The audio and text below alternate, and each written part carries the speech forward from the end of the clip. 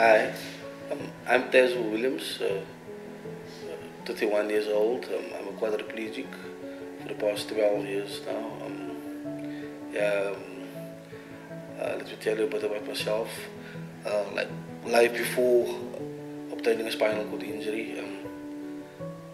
When I think back about life before spinal cord injury, it takes me way back when I used to be at school. When I think about the reason why I woke up every morning, I wanted to become a doctor while being at school, but I grew up in a very uh, poverty-stricken neighborhood, and um, our dreams were very limited due to our daily lives. It was very rare that you see positive messages around you because everywhere around you you're faced with violence, gangsterism, and drugs. And I always told myself when I used to grow up that I don't want to be caught up in one of these cycles of using and abusing drugs and getting involved with gangsterism and drugs. And yeah, so growing up in such a neighborhood, I was really driven every morning. I had this picture in my head of what I wanted to become, and it really drove me. But at the age of at the age of 14 years old, I moved from my grandmom to live with my parents, um, and that's when I got introduced to the Cape Flats. We moved from one place to another at the age of 17 years old. The picture that I had in my head just disappeared. I lost direction, and I started getting involved with all the wrong friends. We started off late nights, going clubbing, starting off with alcohol, and later on we moved on from alcohol to Dacha, and from Dacha to Mendrex, and at the end of the day we got involved with guys that were into gangsterism, and we started stealing cars to sustain our drug habits, and I started using Mendrex, and at that point in time I lost myself. I lost all my moral values. I forgot who Tesla was. There was no more. The picture was gone of becoming a doctor, and I didn't have a direction and purpose in life. And at the age of 17 years old, it got worse. My whole life spiraled down. Everything that mattered to me the most didn't matter anymore. It was just about me and my friends, and getting involved in criminal activities to sustain my drug habit. And at the age of 18 years old, I moved back to my old neighborhood in Atlantis, and things just got worse. And one night evening when we went out and on a usual routine of stealing cars, I got shot, and I ended up being a quadriplegic due to a cancer wound, and my whole life changed.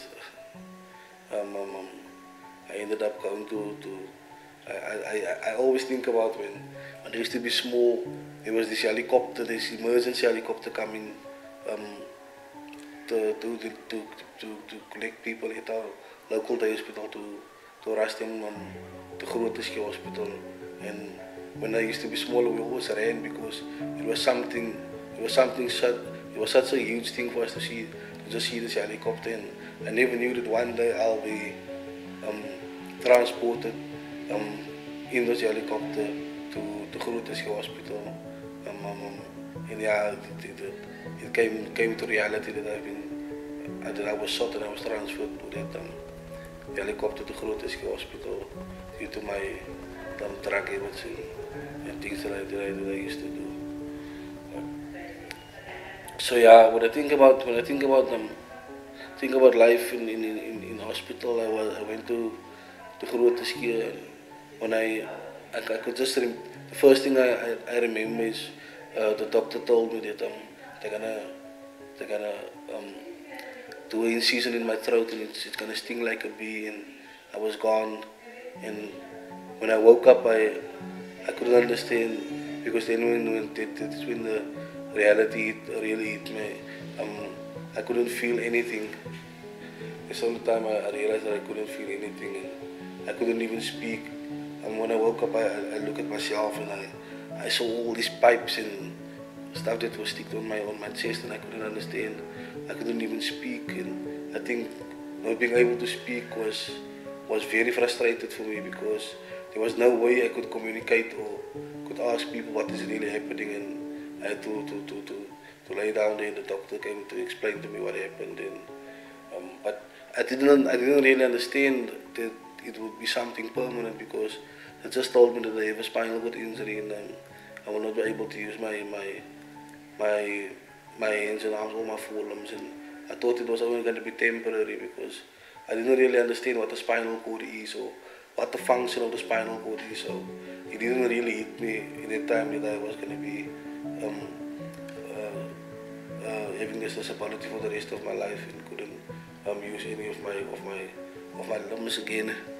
I was in Grooteskier for about a month, and I was discharged, and I didn't even know what a pressure ulcer is from Grooteskier. When I arrived at Conradie, I discovered that I have a pressure ulcer as well. I couldn't feel, so I didn't know that I had this pressure ulcer. They explained to me at Conradie what the pressure ulcer is as well. And while being at the rehabilitation center, I think one of the biggest challenges for me was the fact that I couldn't speak, because for about 3 months I couldn't communicate with my family. When they came to me, there was such a lot of questions that I wanted to ask. I wanted to ask their forgiveness and stuff, and I couldn't do it, and I sometimes bursted out in tears. But I can really say it is very important for your family for my family.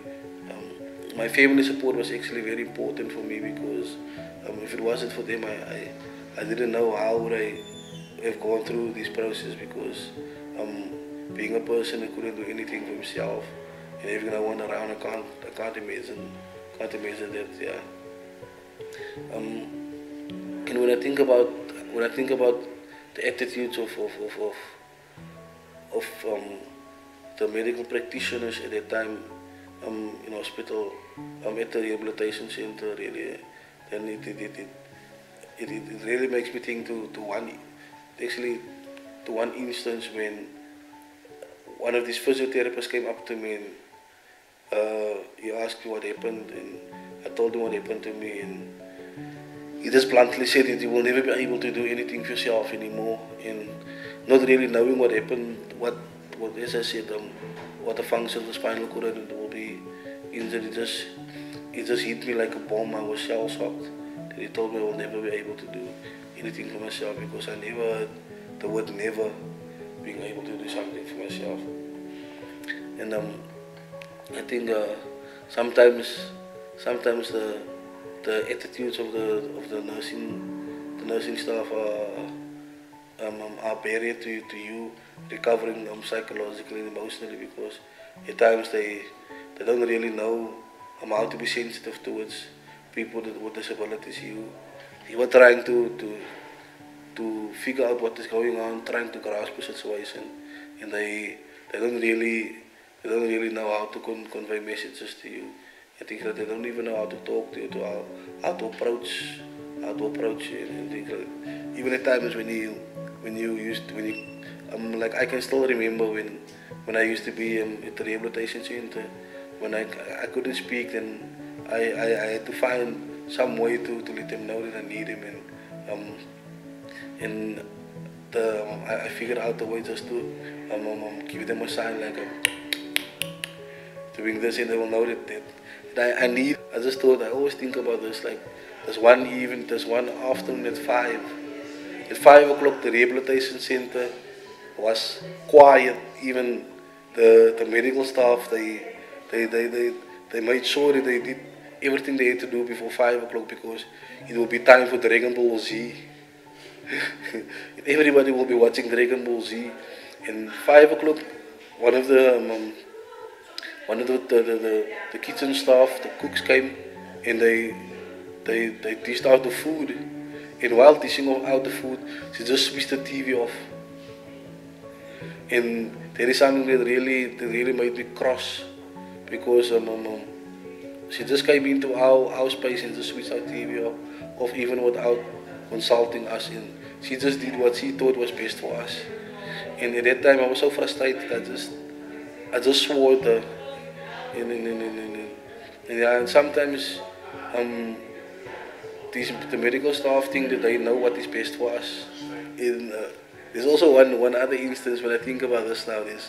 There used to be one male nurse, and at that time I didn't know the difference between a complete or incomplete injury, or being sensory complete or motor complete and incomplete. And sometimes you tell this male nurse that you feel pain in your arm or whatever, or you feel that something is wrong, and his words will just be, it's all in the mind. It really freaked me. It really made me cross, because you're experiencing this problem, and this person keeps on telling it's all in the mind, and you know that you can actually feel, and at the end of the day they make you believe it's just all in your mind. And only after being discharged from the rehabilitation center, years after that, I actually learned what it is to be complete or incomplete, and that you can actually feel below your level of injury when you are sensory incomplete and stuff like that. So I think when it comes to these rehabilitation centers, there's still a lot that needs to be done, especially when it comes to how your attitude towards these persons with disabilities, and being sensitive, and being able to carry out the message effectively, so the person really understands, and especially to make them understand what a disability is about.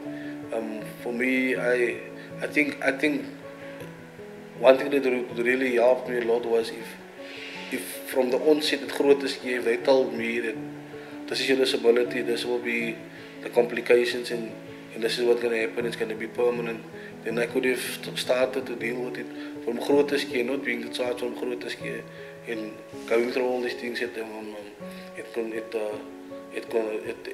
rehabilitation center. So I think it's important, not being halfway into your rehabilitation process, then they really tell you what your situations are and the complications of your situations are as well. And I think one of the bigger challenges for me was the day when they told me that I'm up for discharge, because I didn't know what to expect. I didn't know what to expect, how people was gonna accept me back in the community, because I still had a very low self-esteem and low confidence in myself. But in that very same time, I think I made my turn around, and I had a shift of thinking when I went to see one of these patients in another ward.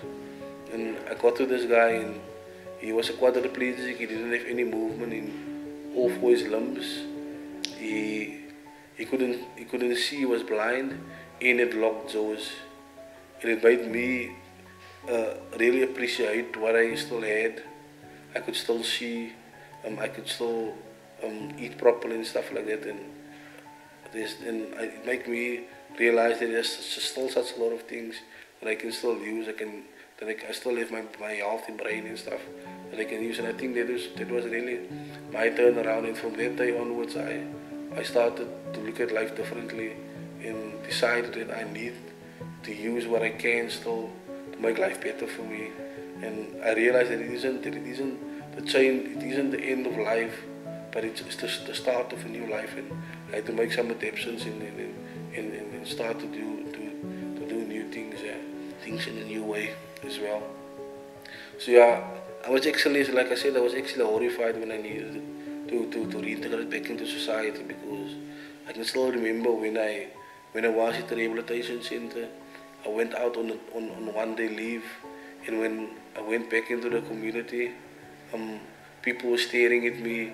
The spaces in the shop wasn't well big enough, and I couldn't move around, and I couldn't understand, because people will stare at you, and you don't know why people are staring. You feel kind of uncomfortable in your own body, you don't even love yourself anymore as a person with a disability as well. Yeah, I think one of the things that I always like to lay emphasis on is that when the doctors told me that I will never be able to do anything for myself, um, uh, at that time I actually told myself that I will prove them wrong and I will work hard, give my all to physiotherapy sessions and stuff like that. And um, I think today I proved them wrong because at that time they actually made me feel worthless and stuff like that. But I promised myself that I will prove them wrong, because today I've I've been involved with a lot of disabled people's organizations. I I drive my own wheelchair, I work my own laptop, I work my own cell phone. I recently um, was one of the founder members of a disabled people's organization, a very successful disabled people's organization. So I think when I look back today, I really proved them wrong because I could do a lot of things for myself, and I didn't really know about things like assistive devices and things like that. And with messages like these, people go home with that mindset that they can't do nothing for themselves, and they become antisocial because if the doctor tells you that you will be able to do nothing for yourself, then really believe him because him or her because it comes from a doctor, and you go back home with that attitude.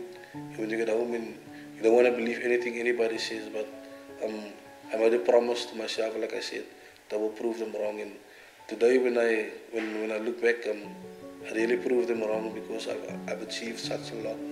I've been in 2010 I went to college, and I also obtained a national certificate. And I've I've gone to schools, do motivational talks with regards to disability. I've traveled all over the Western Cape as well, talking about the disabilities. And one of the things that can really be negative to people with disabilities or give them a setback when it comes to rehabilitation is when uh, medical staff think that they need to make decisions for people with disabilities, not including. I think we've come a long way as people with disabilities to still have such attitudes in these medical centers, but we still have it where where doctors or the medical practitioners decide what is best for you. And I believe that we as people with disabilities, we still know what we want, how we want it done, or when we want it done. And it's really important to include us people with disabilities. And I said sometimes uh, it, it, it isn't a sin or it isn't wrong for a medical practitioner or medical staff member to ask you what is for some. If they don't know anything, they can ask you because they don't know anything, especially when it comes to your psychological and emotional part of rehabilitation and stuff like that. And sometimes these medical practitioners don't know that we can still have a decent conversation, or that we can still um, understand certain issues and stuff like that. So it's important for them to really be prepared on how to deal with persons with disabilities. I mean, the acute state when it comes to the emotional and psychological side, how do they approach people with disabilities, how do just to give one instance, like when a doctor comes to you, you sit in your wheelchair, the doctor is standing and he's having a 20-minute conversation with you. You're gonna have to look up to him for 20 minutes, and it's gonna kill your neck. Your neck is gonna get sore and stuff like that. So it's important when you sit down, having eye contact, and we can have a conversation for 2 hours, a very fruitful and nice conversation, and stuff like that. I always tell people that I always make the example when it comes to people with disabilities. I make the example of Table Mountain. When you look at Table Mountain um, isn't actually blue, but Table Mountain is brown when you go nearer, and it's the same with people with disabilities. If you really sit down with a person with a disability, or really go out and find out more about people with disabilities, you will see that people with disabilities are still normal people. If I see a pretty girl in the shopping center, I will try my luck, and when I don't complete, I have to go back to my pickup lines and don't blame my disability. So yeah, it's very important, and even one of the other things also when you come to these medical centers, the medical practitioner will ask you, assistant, how is he doing today? Why is he here today? And we feel very offended by that because how is my assistant to able to know how I feel today? And most of the time the assistant don't even know why you are there. So it's important to give people with disabilities the benefit of the doubt and talk to them, because I know exactly how I feel every morning, and how I feel every afternoon. So it's really important for even for us people with disabilities. I always say it's our responsibility also to go out there and to change people's perceptions, because the biggest